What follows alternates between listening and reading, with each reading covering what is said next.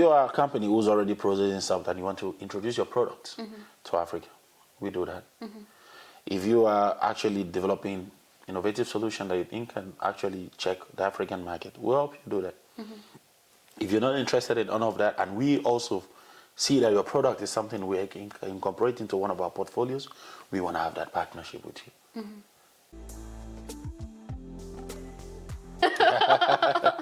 Okay. All right. Hi, everyone, and welcome to Conversational Lounge Media, where we mentor, connect, and inspire others through real life stories.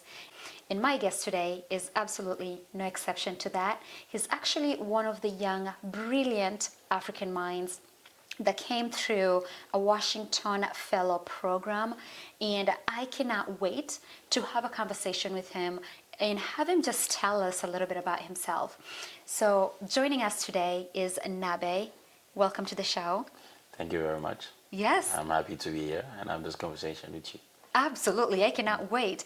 And then, so for those people who don't know you or they have no idea what the YALI Washington Fellow is, can you please tell us a little bit about yourself and what the program is? So basically, my name is Nabe Amadu Ali. Nabe is my family's name. I come from a small town in Guinea, the Republic of Guinea, because there's a lot of Guinea, but only my country is Guinea, so others have to content with a prefix or suffix. So I applied for the Mandela Washington Fellowship. This is my second time of applying, but the first time I applied I was in Japan, so I was ineligible because of the country I was in. I was doing my master's in Japan in economics, and then I came back. I was working in Senegal when I applied this time, and I got selected. It's a prestigious program because many of the past people who have been through the program have been ministers, have been high politicians, have been in government, and doing amazing stuff. Some have gone ahead to become great entrepreneurs. So it's a program that has built its own prestige based on the quality of people that have come through the program and how they've been able to leverage their networks they built in America after they came back home. Wow, you're quite the world traveler. You're talking Senegal, you're talking Japan, America now, Guinea. Yeah, so tell me, what were you doing back home? And, what do you look to continue doing? Yeah, I am a world traveler. Like you said, I actually love to call myself the nomad because I never stay in one place. I'm always on the run somewhere, looking for the next meal, next job, next opportunity, and learning. So your question was my journey, right? Yes, absolutely. Yeah, my journey has actually not been a very easy one myself. I was born in Guinea, did majority of my studies in Nigeria, and then in 2011, based on some crisis, I did a entry exam to the university. I had a flying results and everything, and everything was perfect. The young boy's dream of going to university, and then suddenly they couldn't find my results. Oh my God! In Nigeria, that was back in 2011, and then I had to come back home. For the first time in my whole life, I had failed. Yeah, throughout my whole academic journey, I've never failed before. So that was the first time I had a taste of what it means to fail. And it was that moment I felt bad, but it was actually the beginning of good things in my life. I struggled for 2 more years, then started studying in Guinea. I did a bachelor degree in business administration and got a master 1 in business administration from Kofi Annan University. And then I started doing little jobs. Then I started an internship at the U.S. Embassy. Then from there, an internship at the United Nations Volunteer under the guidance of a great leader, Hassan Ide, who I owe a lot to. I always, and God bless his name. And also from there, I did another internship at the bank as a treasury intern. And then I got my first real job where I got paid. Because all this job and the whole titles and the whole institution, I wasn't getting paid. Internship. Internship. I was doing free internship, something free labor. Most people wouldn't do. But I wasn't getting monetarily paid, but I was learning something. And then later in life, those were the things that were going to build the structure I needed to survive. So I became a senior administrative officer at a mining company. And then was getting paid a lot of money. I think I was getting about $1,500 a month for so a young person in Guinea, that's a lot of money. Wow, it is a lot of money even here. I have no family to feed or nothing. And then I got a Japanese scholarship because I wanted to go back to school. Because the pain of somebody who have never failed back in 2011, I still had that rage in me. Like, I have to prove myself. I have to go back to school. And then I got a Japanese scholarship. I went to Japan, stayed for 5 years total, 3 years of studying, 2 years I was working as a startup researcher at the university, and I was found in startups. I worked with on 2 startups during that time. One is called Float Mill. Then due to some personal things that I had to fix up, I left the startup and I came back to Senegal. I didn't go back to Guinea because at the time there was a coup in Guinea and I needed a job and nobody was willing to like give me a shot. So I went back to Senegal to rebuild my life because when I was leaving Japan, I had bad finances already. So I came back to Japan, to Senegal, and Dr. Mustafa Sen, who is a brother to me, an alumni of my university, gave me a shot and said, you know what, I believe in your talent, I believe in what you do, can I give you an opportunity? So I started working with him, and then I built my relationship in Senegal, and I started to put my life back together, and then, like usual, I went back to the startup life again. And now I'm building startups that are focused around sustainable development. So my journey has been people who don't know me giving me opportunities to try again, to build upon something. So the journey has not been easy, but it's been a journey of resilience, perseverance, and hard work. Wow. Yeah, because I tell everybody I've had to work hard for everything I have. I don't say I'm an island. I got help from people like Asan Ide, from Mustafa Sen. Those are people who have actually helped me out to restructure my life. If you look at it, you think it's a little bit of help, but that was the help I needed at that moment to move to the next stage in my life. Wow. That speaks volumes about the power of people. Yeah. Like every interaction, every connection, every communication that you have, you never, like it's very important. And I like how, would you say that your inspiration right now and why you're truly focused on startups is because someone gave you an opportunity that you didn't know you needed. Now you want to be that person who gives that next person an opportunity when they're starting their businesses. Yes, because you know I'm currently a trained economist, but now I'm focusing more on, apart from doing the economic impact studies and stuff, my full-time passion is business development and startups. There is a saying that I love to say. I first saw it in a movie. It was a password in a movie, an Indian movie called, I don't remember the name, but the password was, everything has been planned. Your interaction with people, me and you having this conversation today, has been planned by something we don't know when it was planned. But it had to happen because it's been planned in the universe that we are destined to meet and have this conversation. So my destiny brought me to America and they connected me to you. So my passion about startup is 2 things. One, I have an experience that younger people, I'm less than 30, that younger people don't have. They have the idea, they need a process. Yes. And that process, if I can help them put in place that process for them to succeed, I will contribute to sustainable development of my country into Africa. And for me, the best way to develop Africa is not by receiving aids or donor funds and stuff like that. What we need is to invest in industry, to invest in trade, to invest in people who are going to be the pillar of that change. And who can do that more than innovative minds in Africa? Some of them, you will be surprised that a very interesting startup, and all they need is $50,000. And give them 5 years. Give them just 5 years to do the biggest impact you can ever find. But they don't know who to go to for that $50,000. Sometimes they need a small place from which they can walk, a small place for which they can build their stores. That's the opportunity we're giving them. And also at the same time, there are companies in America that are already doing great stuff. But they don't know anything about the African market. So in our mindset, it's like, okay, if you're building a very innovative idea here, it's working in America, come on, let's go home. Let's go. You're an African diaspora, you're building something nice. Talk to me. What do you need? How do you want it to be implemented? Let's go home. I have networks, I have contacts. I know how the structure works there. Let's put something in place. Let's try to give back to Africa in a different way.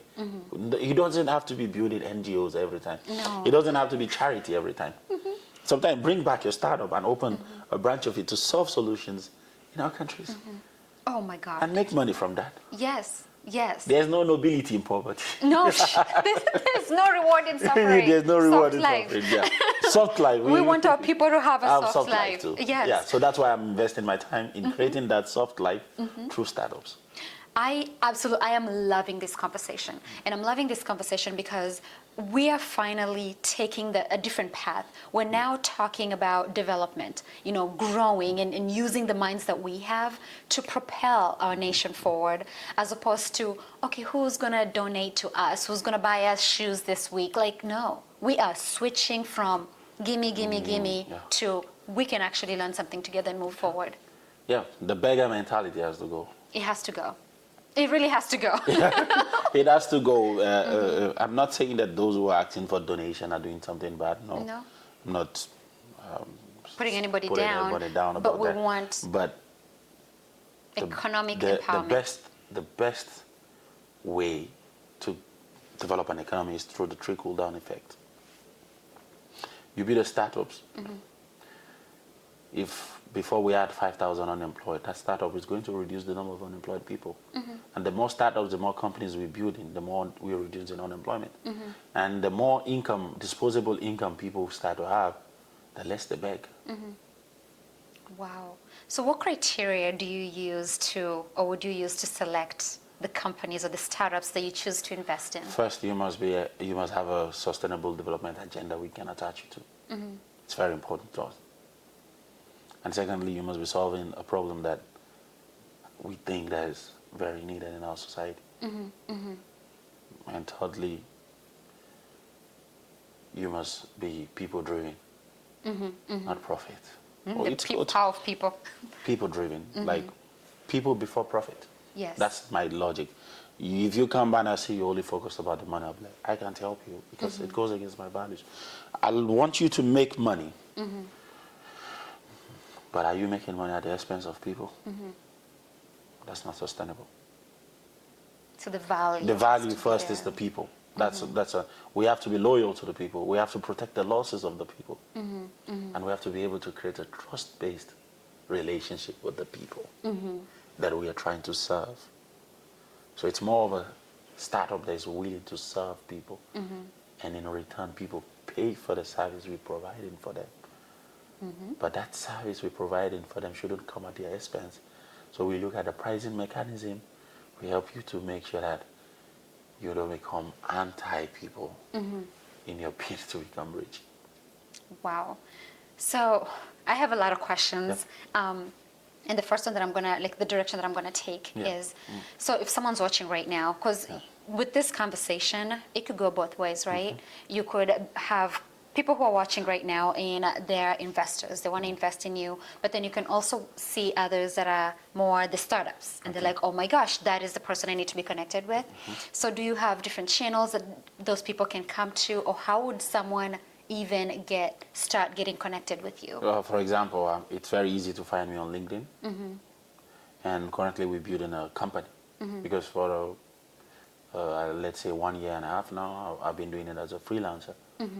So I now have a team that works with me, and we're going to register our company in September, which is called in French Société Générale du Développement Durable.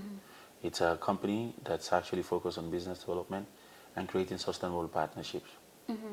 You're a company, you're building solutions in a sector, and you think you want to expand to Africa, talk to us. We're going to evaluate everything, your market entry strategies and everything, and we'll get into the market. Okay, you don't want to be there physically. We can create a company in which we will collaborate with you to make sure that your company exists and provide services to the country. You don't want to come as your whole physical company. We can create a mirror company. That is, we will take care of the rest. We sign a partnership with you, information sharing and technology. We will use our money to create that similar company, and you will provide us with the intellectual resources that is needed to function, and you will be part of that company. So our objective is that if if you want to reach out to us, just understand that we're business professionals. So when our website is online, it will be easy to find it. And but for now, you can only reach me through my email or LinkedIn, and we'll talk about it. It's just an open discussion because everybody has different needs. So if you are a company who's already processing stuff and you want to introduce your products to Africa, we do that. If you are actually developing innovative solution that you think can actually check the African market, we'll help you do that. If you're not interested in none of that, and we also see that your product is something we can incorporate into one of our portfolios, we want to have that partnership with you. So we're not fixed on one. We just want us to do sustainable business. So on the long run, our objective is to have enough money to function as a venture capital. That's our objective. In the beginning, we want to be able to have a little portfolios that we're managing for people, the funds we get from that, because we have to start somewhere. I told you I don't like the beggar mentality. So we have to start somewhere, gather enough funds, and then start funding ourselves, the startups. I've lost quite a lot of money in funding startups either. And I've made some money business, also. yes. It's a risky business.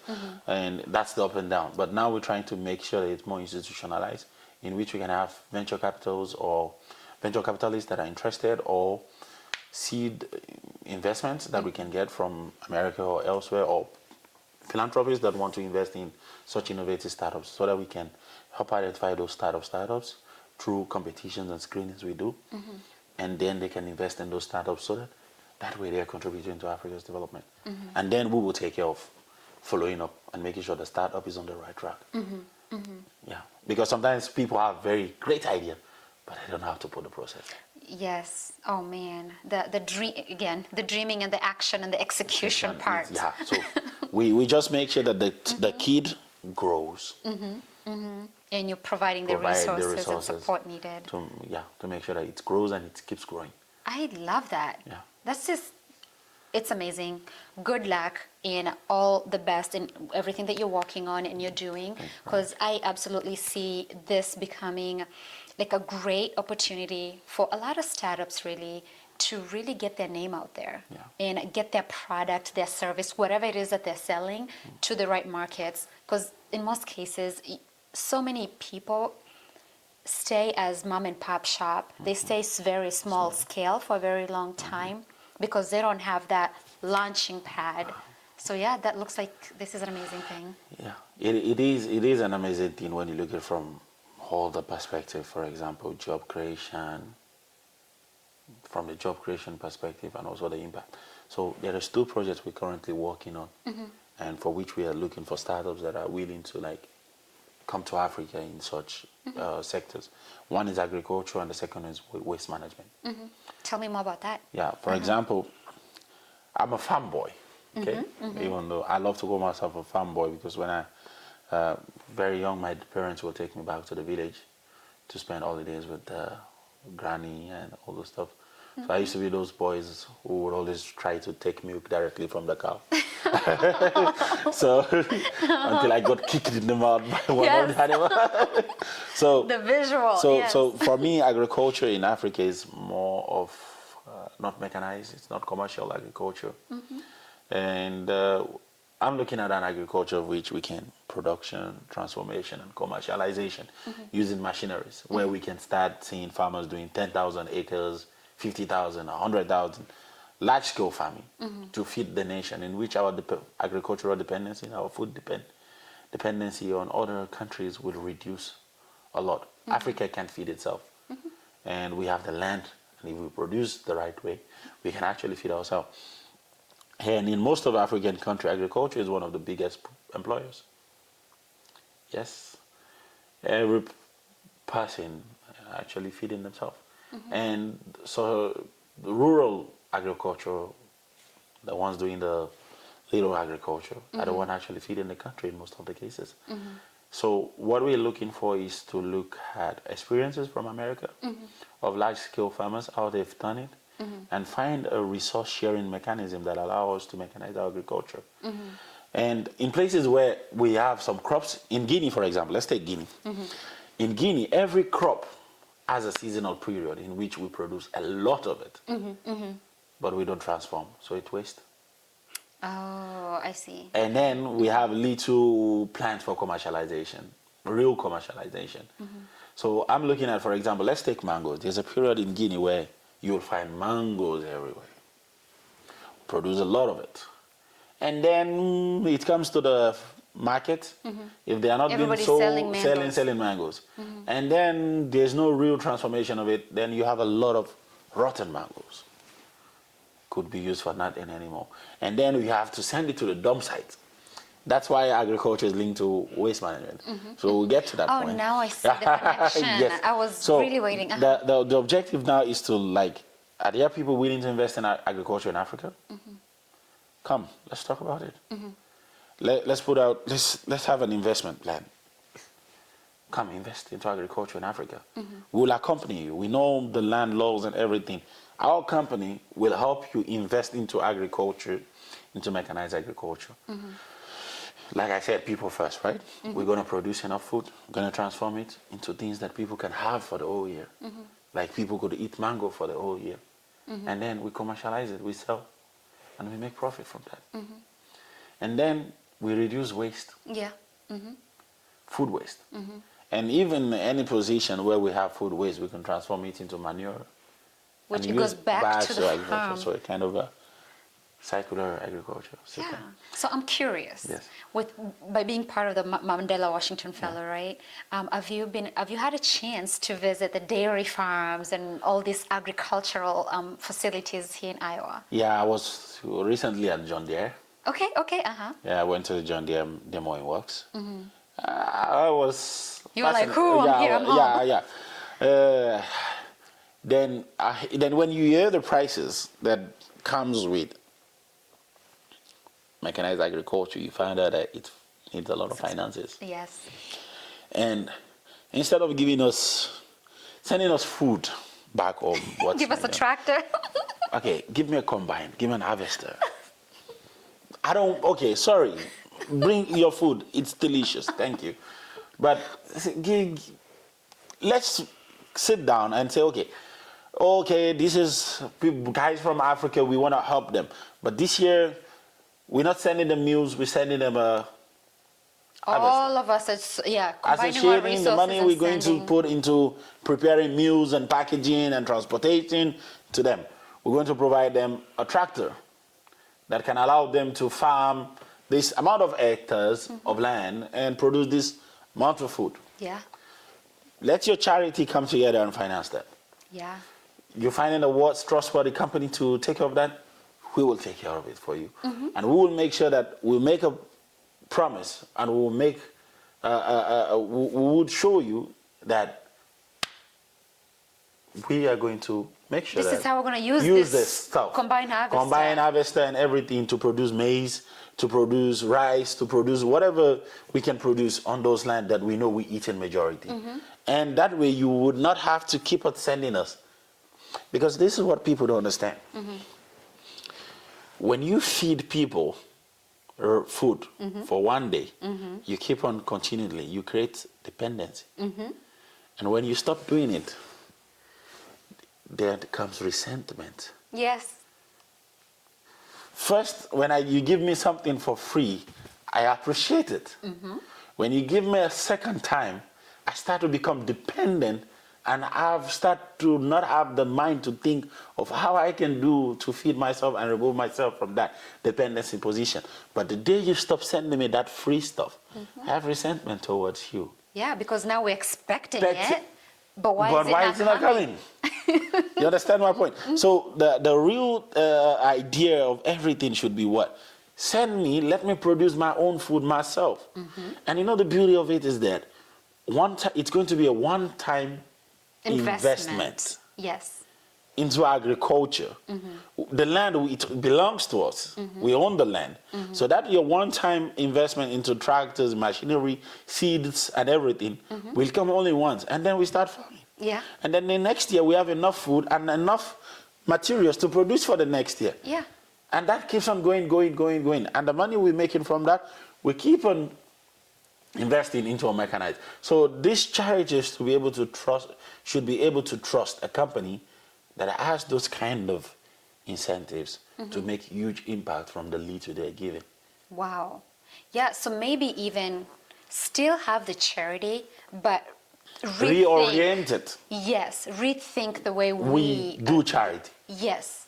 Wow. For example, if your charity is giving us tractors, and you're telling us, we want you to farm. We want you to get money to pay for lands to farm. And we know that if you farm this amount of land, and you send us people with technical knowledges to do that. Okay, and then you tell us, okay, because we have to make sure that it's also financially sustainable. For example, instead of sending, let's say, for example, a bag of rice will go for $30, okay? 50 kilograms should go for $30.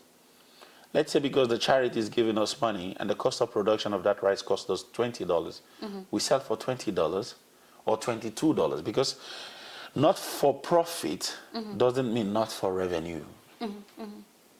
People should always understand that. We might start an agricultural with money gotten from charity and say this is a not-for-profit organization. That is, our objective is not to make profit that we're going to share among ourselves, but the real objective is for us to make revenue so that we don't come back to those guys asking them for money. So we can break even. We can break even and have enough to reinvest and expand operations. So that from feeding just a small town in Conakry or in Guinea, we start feeding Senegal, we start feeding Mali, and we grow. And then we can sit down one day, 10, 15 years later, and say, oh, Trudy actually put a $50 into that combined harvester that actually came to Guinea in 2024. And 10 years later, she's like, these people don't even need money from Trudy anymore. Trudy, $50 would have made a lot of impact. But what if I have to come to Trudy every time? Trudy, I need $50. I need rice. Give me $50.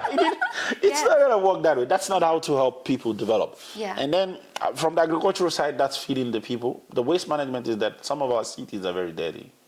We produce a lot of waste. I've forgotten the statistic, but each household produces a certain amount of waste per year, and it's really large. Let's take in the house, for example. If you start measuring how many kilograms or tons of trash you're taking out every day, you find out that you start to question yourself, where is it going? Landfills. Landfills. Is it good for environment? No. Especially the non-biodegradable. Yeah. So if we are able to put in learn from experience of America, learn from experience of Japan, because one of the cleanest cities I've ever been is Japan. Wow. I've never been to Japan. You should be. They have a very beautiful city and they're very neat. Wow. Yeah. So how do they transform the waste? We learn from them, we come, we apply it, we look for strategic partnership, we build those stuff. Those are stuff that my company wants to do. We go out there, we see somebody is doing something very amazing, we build strategic partnership, we bring that company to Guinea, and we make sure that we can replicate that and even better. Wow, sharing best practices. Sharing best practices, technology. And any company who wants to go with us in that journey, you're welcome. Wow, Nabe, I think that is a great vision that you have for, I want to say Africa in general. Yes, Africa. Right? Africa, because I call myself the West African. You are quite the traveler, so I can't even pinpoint you to one country. So what future ambitions do you have? For, with the program and when you go back home, because I know, when I go back home, it's focusing on building that company. And building it to a stage where I become less important in the company. Because my grandfather told me one thing when I was very young. He said, if you are the face of your company, you're self-employed. The company will die the day you die. Ooh, wow. And then I kept asking him, what do you mean? He said, if you are the face of any struggle, the struggle will die with you. But make sure that people own the struggle, embrace the struggle. That way you become less important and the struggle becomes more important. That's it. We're changing the name of this company. Yes, because when growing up, I I learned from many people. I used to be someone who would dream a lot, have big ambitions. Wanted to have a PhD at 24. That didn't work out. So I failed a lot. I'm not going to paint myself as somebody who's been very successful. I've received a lot of we regret to inform you that I've received a lot of that. Builds resilience. Yeah, and then continuing. The vision is that I want to look back when I'm old, if I get up to that age, and say, yes, I'm happy with the life I've lived. I've not lived for myself, I've lived for people. I've been able to put people's first. I've been able to give back to those people who've invested a lot in me. It makes me emotional when I talk about that vision, because it's a selfless vision. And many people don't understand that. And I have political ambitions too. Yeah, I do have political ambitions. Because I believe that I can make that change that's necessary. I don't want to be on the sideline criticizing what should be done now. That's why every time I have an opportunity to stand up and do something, I get up, I do it. I don't wait for or bring up excuses. That's my lifestyle. And for me, anything that can be done to make Guinea great, anything that can be done to make those people live that soft life. Yeah. If the sacrifice is me, I'm willing to do it. Wow. Yeah. I'm getting goosebumps. I love my people, and I know they have invested in me, and I see that they believe that I could help them get to that vision. So the Mandela Washington Fellowship is part of that vision, and coming to the Mandela Washington Fellowship is also part of that vision. I live for my people. Wow. And the sustainable development goals and everything is to make sure that my people can keep on surviving in a sane environment, both financially, economically, and socially. Wow. So I live for those people. Spoken like a true leader. Wow. And I'm sorry I don't have tissues. But wow. So for someone who's watching right now and they're truly inspired by your ambition, your passion, your vision, like what you stand for, what kind of message or just a word of encouragement would you have for them? Okay, I'll look directly here and I'll say, you have no limitations. Believe in yourself. Take risk. The only regret you will have is for not taking risk. It's very important to take calculated risk, have values, have honor, be honest. You cannot be honest with other people if you're not honest with yourself. And also, whatever you're doing, make sure it's people-driven. Because the world will not be a better place if it's only better for you. The world will only be a better place if it's better for everybody.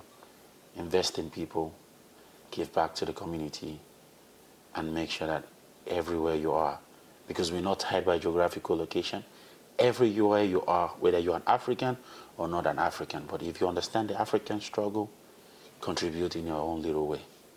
And the best way to do that is contributing and investing into innovative companies coming out of Africa, because they are the future of Africa. They are the ones who are going to make that change you desire. Africa might not want to become like America, but Africa understands that there are some progress that have been done in America that we also want. We want good health, good education, good infrastructures. And the best way to invest in that is to invest in businesses that can push that development. Thank you. Wow. Thank you so much. And Nabe, it has been a pleasure having you on my show today. Thank you for this conversation. I was inspired, and I'm sure a lot of people have been inspired as well. And thank you for sharing with us. Thank you very much. Yeah, until next time. Until next time. Thank you very much. Have a wonderful day. I hope this message spoke to you or someone that you know. And if it did, please go ahead and share. And if you're watching us from YouTube, make sure you subscribe to Conversations with Trudy. Otherwise, you can navigate to withtrudy.com and you can learn more about the guests that have been on this show and learn more about their individual stories and how you can even support them directly. So until next time, thank you so much and have a great day.